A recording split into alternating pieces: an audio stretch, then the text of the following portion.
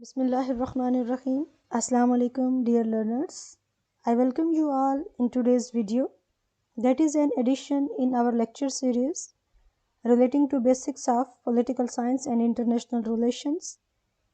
In today's video, we are going to understand mercantilism, what is mercantilism and how it originated, and what are the basic assumptions of this economic theory, mercantilism.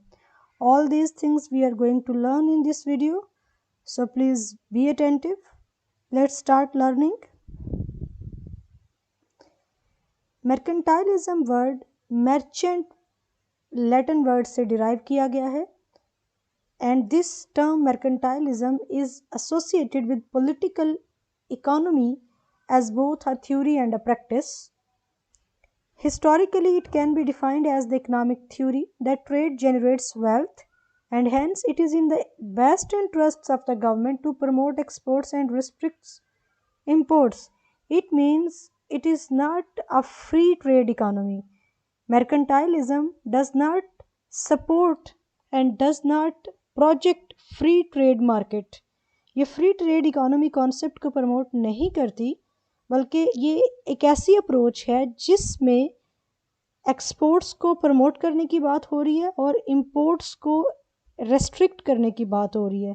वो चीज़ें जो एक state produce कर रही है वो दुनिया के अदर कंट्रीज़ तक भेजी जाएं, लेकिन दूसरे कंट्रीज़ की चीज़ें अपनी स्टेट के अंदर, अपने मुल्क के अंदर ना मंगवाई जाएं, और अगर मंगवाई जाएं तो उनका वॉल्यूम कम हो.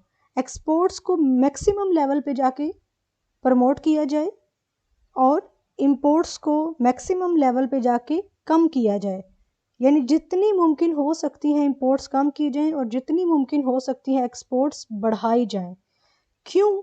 क्योंकि जब एक्सपोर्ट्स बढ़ाई जाएंगी तो फॉरेन अर्निंग होगी उस स्टेट के लिए, उस स्टेट की वेल्थ बढ़ेगी, और जब उस स्टेट की वेल्थ बढ़ेगी तो उससे जो उसकी रिलेटिव पावर है वो बढ़ेगी. रिलेटिव पावर क्या होती है कि जब हम पावर को मेजर कर रहे होते हैं with the power of another state.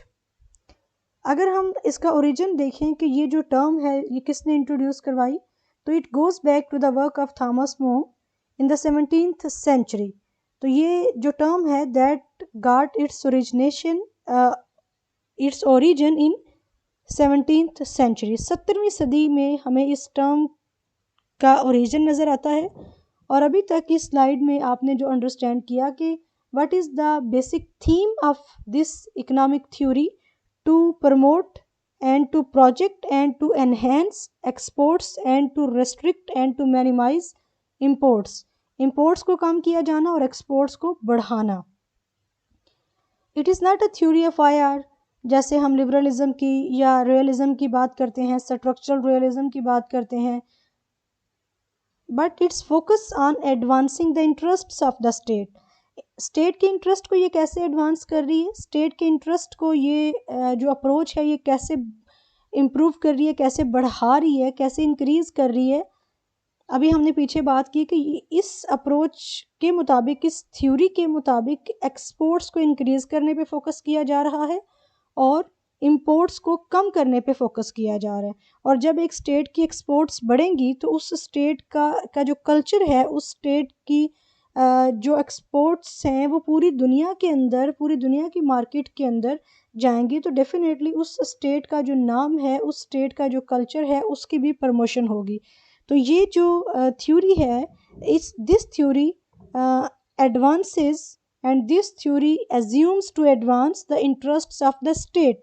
और जब स्टेट के पास वेल्थ ज़्यादा होगी तो डेफिनेटली वो स्टेट अपनी मिलिट्री कैपेसिटी को और अपनी सिक्योरिटी जो मेजर्स हैं उनको भी ज़्यादा बेहतर तरीके से परफॉर्म कर सकती है.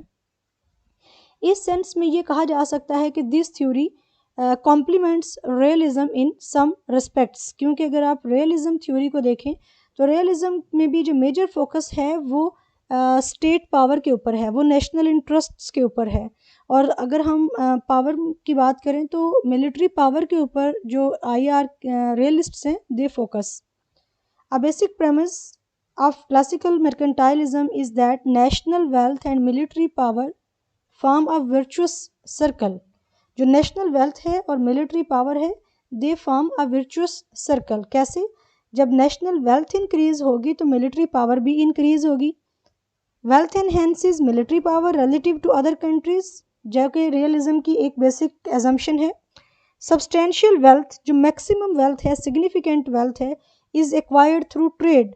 तो ट्रेड क्या है? Trade is a source to generate wealth, और उस वेल्थ के जरिए से जो मिलिट्री पावर है उसको एनहेंस किया जाएगा।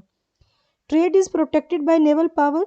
अब यहाँ पर नेवल पावर की बात हो रही है, तो नेवल पावर क्यों ज़रूरी है? टू प्रोटेक्ट द ट्रेड, क्योंकि आपकी सारी जो ट्रेड है वो लैंड रूट से नहीं होगी। बहुत सारी जो आपकी ट्रेड है, और ख़ास तौर पर जो आपकी फॉरेन कंट्रीज़ के साथ ट्रेड है, जो इंटर स्टेट ट्रेड है, वो सी रूट के ज़रिए से होगी। So trade is protected by naval power. The wealth generated by trade further enhances naval capacity and so on. कि ये जो साइकिल है नेशनल वेल्थ का और नेवल एंड मिलिट्री पावर का, ये इसी तरह से चलता रहेगा। Thus, the relentless pursuit of trade is justified by its positive contribution to national strength. Trade के लिए जो इतनी रिलेंटलेस परसुइट है, उसको वो जस्टिफाई कर रहे हैं किसके साथ? कि इसका एक पॉजिटिव कंट्रीब्यूशन होगा नेशनल स्ट्रेंथ में। नेशनल स्ट्रेंथ को में ये किस तरह कंट्रीब्यूट कर रही है? मिलिट्री पावर को एनहेंस करते हुए, नेवल पावर को एनहेंस करते हुए। However, the fundamental principle of the mercantilist system was nationalism, and therefore its logical accompaniment was protectionism rather than free trade. जैसे मैंने सेकंड स्लाइड में आपको एक्सप्लेन किया कि this theory does not project the concept of free trade, rather it is based on protectionism. आप अपनी exports को दुनिया में भेज रहे हैं, लेकिन दुनिया की चीज़ों को आप अपने कंट्री में आने से रोक रहे हैं। इट मीन्स कि आपका जो आउट गोइंग फ़्लो है वो ज़्यादा है और इनकमिंग फ़्लो कम है। आप दूसरों के कल्चर को अडाप्ट नहीं कर रहे, आप दूसरों के प्रोडक्ट्स को यूज़ करने की परमिशन नहीं दे रहे, रैदर आप अपनी जो प्रोडक्ट्स हैं उनको अदर कंट्रीज़ की तरफ अदर कंट्रीज़ की तरफ उनको आप एक्सपोर्ट कर रहे हैं। अपना कल्चर और जो अपनी प्रोडक्ट्स हैं उनको आप स्प्रेड कर रहे हैं। In the post-feudal age of state building in Europe, mercantilism resonated with ideas about national greatness.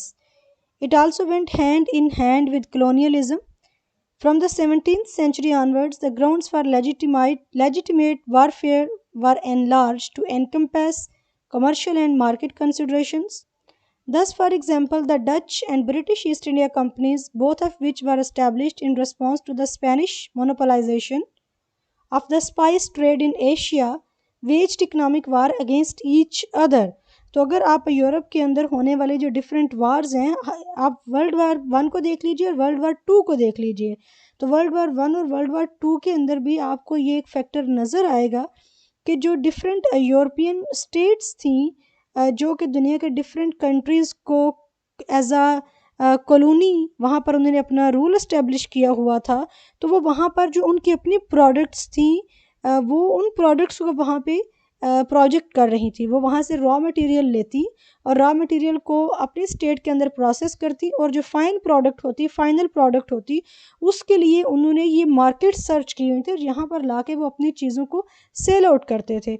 और अगर हम इंट्रा यूरोप वार को देखें, आप जर्मन को देखें, आप फ्रांस को देखें, आप यूके को देखें, आप ऑस्ट्रिया, हंगरी, बल्गारिया, इन सारी कंट्रीज़ को देखें, तो इनकी जो आपस में कॉन्फ्लिक्ट थी, एक्चुअली उस कॉन्फ्लिक्ट का एक फैक्टर ये भी था कि जिस तरह से जो डच और ब्रिटिश ईस्ट मोनोपोलाइजर्स हैं, वो they had been establishing their rule in the different parts of the world, in Asia and Africa. तो उसी तरह से जो जर्मन थे वो भी इस